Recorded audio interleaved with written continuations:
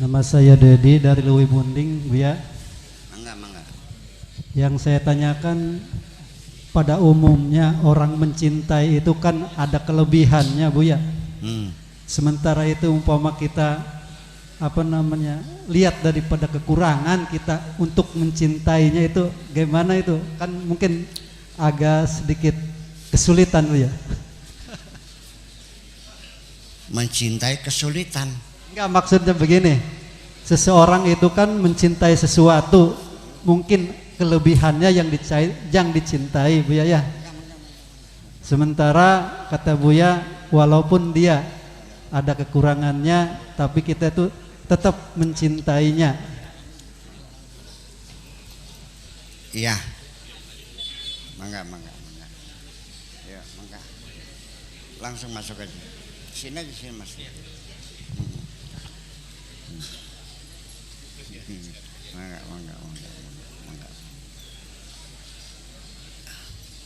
Jadi yang jadi persoalan apa sih tadi itu? Sulit untuk mencintai begitu? Bukan, Bu ya. Maksudnya begini, orang itu mencintai sesuatu mungkin karena kelebihan, ya Bu ya. Ya, Nah sementara kelebihan ya. Ya. Nah sementara kadang umpama mencintai orang tuh kalau umpama kita mencintai sesuatu ada kelebihan, tapi kita umpama ada kekurangannya, apakah kita tetap mencintainya?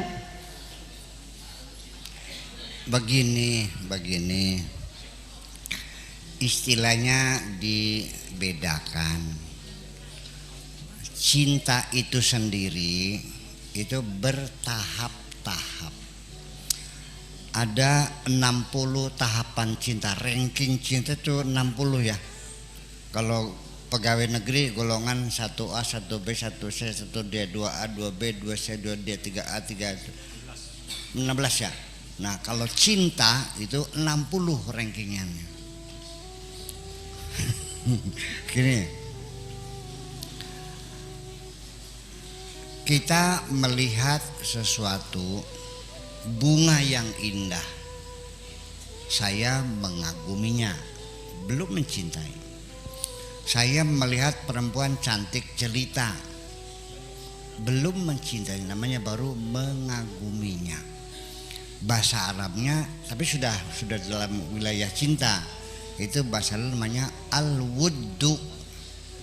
Al-wuddu. Mengagumi karena cantiknya, karena baiknya, karena dermawannya dan sebagainya. Itu al-wuddu. Nah, kalau kita sudah mulai sering ingat kepadanya, namanya merindukannya, itu juga sudah namanya cinta, tapi namanya al-ishqu. Namanya al-ishqu. Nah, kalau sudah rindu, sudah ketemu, SMS-an, ketemuan, sampai nginep bareng, tidur bersama, namanya al-gharamu. Oke. Sekalipun sudah punya anak 4, kalau belum kawin namanya al-gharamu.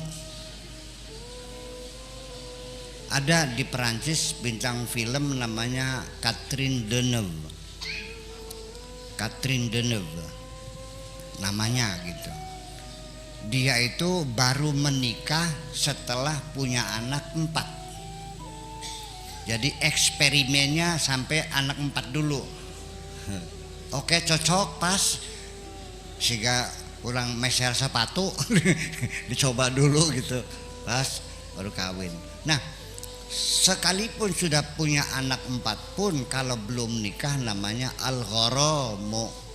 Nah, kalau sudah kawin namanya mawaddah.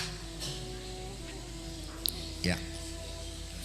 Adapun kalau al-hubbu itu maknanya sangat umum sekali, apa saja bisa disebut al-hubbu. Cinta harta namanya hubbul mal. Cinta jabatan hubbul jah. Cinta kekuasaan, hubbur riyasah. Cinta tanah air namanya hubbul watan. Cinta Allah namanya hubbullah.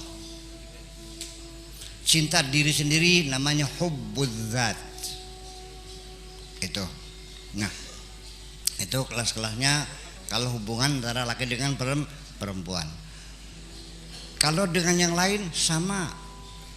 Kalau kita mengagumi sesuatu itu disebut dengan cinta juga, tapi namanya mengagumi. Apa bedanya mengagumi dan mencintai? Beda. Kalau saya mengagumi bunga mawar, tak petik bunga mawarnya karena saya mengaguminya. Tapi kalau saya mencintainya, saya sirami, saya pupuk. Itu bedanya. Saya mengagumi perempuan, ingin memeluknya, ingin menciumnya, ingin menidurinya karena mengaguminya. Tapi kalau saya mencintainya, akan saya bahagiakan orang yang mencintai itu. Setuju? Nah, jadi sudah. Kemudian sebabnya orang jatuh cinta apa? Bermacam-macam. Mungkin orang itu jatuh cinta kepada perempuan karena cantiknya. Orang perempuan jatuh cinta laki-laki karena murah hatinya, karena dermawannya. Betul nggak? Mungkin orang mencintai karena kebaikannya, suka menolong dia. Bisa jatuh cinta karena perhatiannya. Nah, kalau tidak ada kebaikannya, cinta enggak. Perempuan mencintai laki-laki karena tiap hari ngasih duit sejuta. Begitu berhenti ngasih duitnya masih demen enggak? Jadi namanya cinta itu tidak ada alasan mengapa jatuh cinta. Orang jatuh cinta adalah mengatakan, kenapa kamu jatuh cinta? Saya tidak tahu kenapa aku jatuh cinta kepadanya. Itu yang murni. Kenapa kamu jatuh cinta? Saya juga nggak tahu kenapa jatuh cinta. Tapi kalau karena dia baik, berarti bukan cinta namanya. Betul nggak? Kalau kenapa cinta? Karena cantik. Nanti setelah dia cantik masih cinta nggak? Kalau dia sudah tidak cantik. Kita mencintai perempuan karena cantiknya. Kalau sudah tidak cantik masih cinta nggak? Nah, situ persoalannya. Nah, disitulah maknanya. Makanya ada yang disebut hubbullah, ada disebut ridallah. Kita dituntut untuk wabtaghu min fadlillah ibtigha'a mardatillah. Apa ibtigha' mardatillah itu? Artinya kita punya niatan ingin menyenangkan Allah. Ridho itu artinya senang. Orang Indonesia tiap hari mengatakan ridho, tapi tidak paham makna ridho yang sesungguhnya. Ridho bahasa Arab berbeda dengan ridho bahasa Indonesia. Berbeda loh. Ya enggak? Ikhlas bahasa Arab, ikhlas bahasa Indonesia sama enggak? Beda. Kalau ikhlas bahasa Indonesia artinya nggak usah bayar lagi, pur. Karena utang nggak bayar, akhirnya kesel. Saya bawa notanya, saya sobek, dah saya ikhlaskan saja. Nih ambil, artinya nggak usah bayar lagi.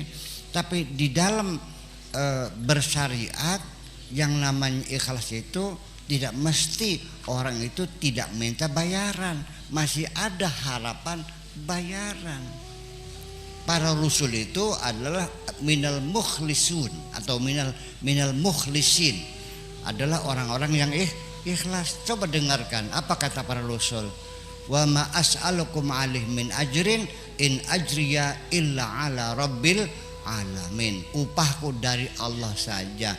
Jadi mereka juga ikhlas, tetapi masih ada harapan mendapat bayaran dari Allah. Nah, ikhlas di situ maknanya secara profesional, tugas kita kerjakan dengan sempurna dan tidak mengecewakan.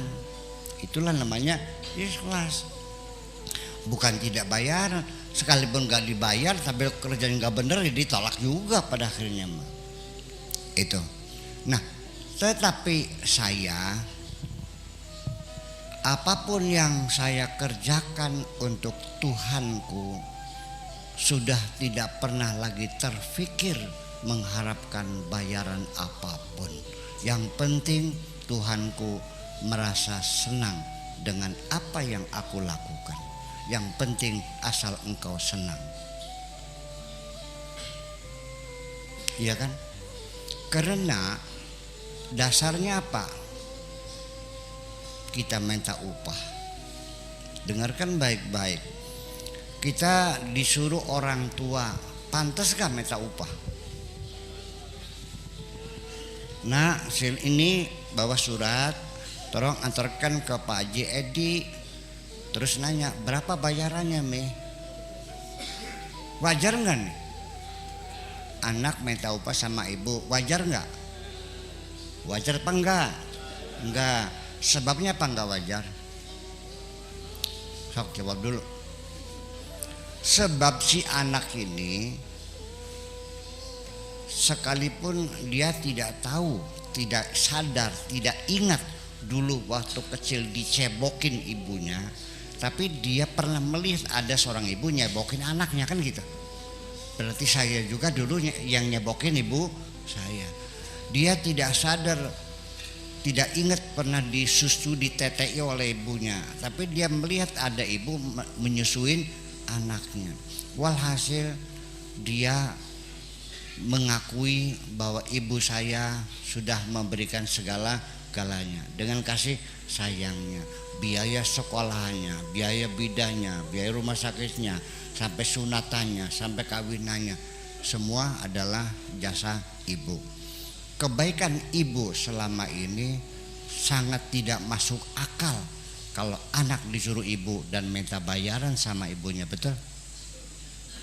Sekarang saya nanya, sebetulnya yang membuat dirimu siapa? Bukan ibumu, bukan.